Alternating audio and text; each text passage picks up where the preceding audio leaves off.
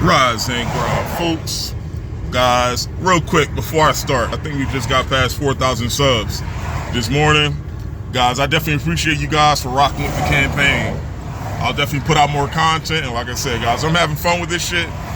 This isn't work. Like I said, I appreciate y'all for checking out my content, man. But guys, real quick, I'm on the way to another no heat call. This is not an existing maintenance customer. This is like an existing customer. We've been out here like, what, maybe 2-3 years ago. I looked up her service record, and the only thing I know, guys, is that she has a Nest thermostat with a regular gas boiler, and everything was working fine the last time we came out there. I think we came out there for heat maintenance. Nothing was replaced. Everything was working. But now, guys, she called last night, and she said that she had the thermostat programmed at 70, 24/7, and it got down to 65. The set point got down to 65. And she said that she thought something's wrong with the thermostat, so she did a hard reset on the thermostat, and she cranked everything up to 80, and she said after a couple of hours, it still didn't get above 65, meaning the room temperature. So I don't know what's going on, guys, but we'll take a look. And yes, guys, I do have T1s and T6s in my truck. Do I have to burn another Nest thermostat? Find out when we get there. Find out when we get there, guys. But guys, I'm almost there now. Let's go take a look and let's see what's going on. I'll see y'all in a little bit. All right, guys, I just came down here. This is a Crown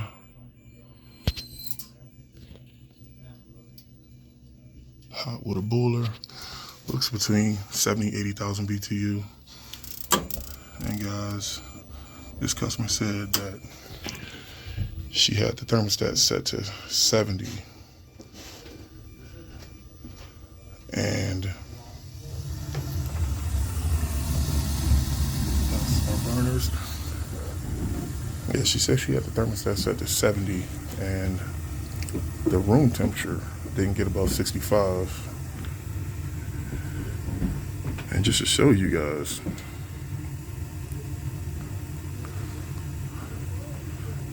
everything was piping hot upstairs. All my radiators were at 115. Now, guys, just to show you, once again, this is a Wi-Fi thermostat upstairs, and as you see, it ran 4-wire and tapped off the common from the transformer, but the thermostat isn't giving me an error code or anything like that. And look at the pressure. We got enough water in this boiler, and this doesn't look like a bad or older boiler. Everything looks new or in good condition, to say the least. And that's a 007 Take-Go.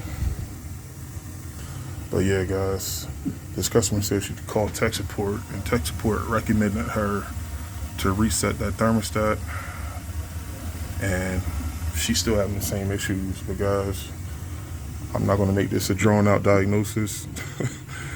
If everything is hot down here, I'm going to start with popping in a T1, because guys, I don't know, for you guys that love Nest, hats off to you. Keep fighting the good fight. But like I said, guys, I never had a customer survive having a Nest thermostat for more than 10 years at one residence. Never. If they do, hats off to them. But like I said, guys, I personally haven't seen that before. And I even shot the temperature on the wall, and the temperature on the wall is reading 72. And she had the room temperature up to like 90, she said, but she couldn't get it up to the set point. And I told her, like I said, 90 is not optimal. Like, it's going to take a long time for a house to get to 90 in the winter, especially when it gets cold. But the point is, you definitely can't roll out crazy things with these Nest thermostats. And she said she had to hard reset it once, and it was an eco mode that was turned on, and I turned the eco mode off, and it sounded like the thermostat was turning the boiler off. This boiler definitely wasn't running long enough. But all right, guys, let me slap this on the wall. Look at what I need. And let me take that Reign of Terror thermostat off the wall. I'll see y'all in a little bit. Alright guys, I disconnected my common and I got my T1 upstairs. What I'm going to do is I'm going to wait for the pipes to heat up, and then I'm going to go upstairs and I'm going to shoot my radiators again and make sure everything is getting hot. But alright guys, let me pack up a little bit down here. I'll be right back.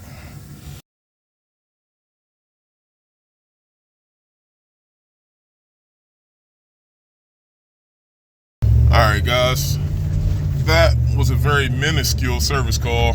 It wasn't much going on there, guys. It was just a bad it was just a glitch in the Nest thermostat. I just popped the new thermostat on the wall, as you see here. And guys, here's the thing. I'm actually on the way to another call. I got another call that came in when I was in the basement. But guys, check it out, right?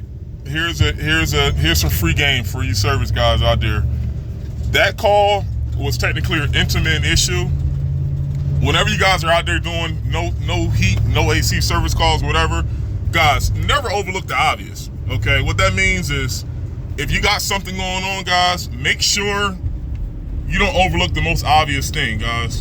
And I can give you a prime example of the call I just came from. If I thought that something was going on with that boiler, you know, I go through my progressions. Every technician, no matter, regardless of what you do, you got your own progression, you know, what you check for, what you eliminate before you go to other things. In that scenario, guys, that Nest thermostat was turning on that boiler, but guys, I eliminated every single thing on that boiler. I make sure I had adequate water levels. I checked my safeties, my rollout, my block vent switch in the back of the boiler. I checked my circulator pump to make sure that my circulator pump was running. I make sure all the pipes were hot. Guys, I eliminated everything on that boiler, and I checked all my wires. Nothing looked faulty or nothing looked like it was played with. The only other thing it could have been, guys, is just something in that thermostat.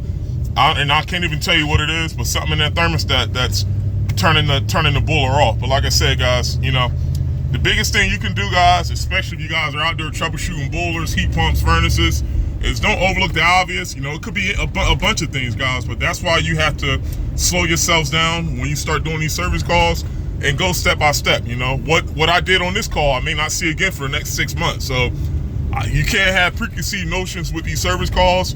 You can't have predetermined outcomes in your mind. Like, you know what? Yeah, every single boiler I go to is probably gonna be a pilot light out, or every single boiler I go to, like I always tell my guys like that, especially, you know, for you newer guys, if you're troubleshooting, just try your best to take your time. You know, I know you can't be on every service call for 5 hours, but like I said, try to take your time and make sure you're not overlooking the most obvious things. You know, it could have been an emergency switch off, or it could have been, you know, like just think simple, guys. That's the easiest way. And like I said, the more you see it, the more you get more experience with doing this. Like I said, guys, you'll get quicker naturally without thinking about it. It didn't take me long to eliminate that boiler. You know, that's the first thing I went to. After I turned my thermostat up and I went downstairs, I made sure that I made sure that everything downstairs was working. But like I said, guys, you know, there's scenarios in which you may have to reinvent the wheel and, you know, do something a little bit different based on the information that you got and what you're seeing. But for the most part, guys, don't get psyched up. I don't care, you know, what the problem was that was reported. You go off of what you see. Of course, it may be a no heat call, or something's leaking, or something's making a noise. But guys, never overlook the obvious. Go off of what you see and make sure you cover your ass. Hope this helps out. This is a nice little PSA. I'll see you guys on the next one. Peace.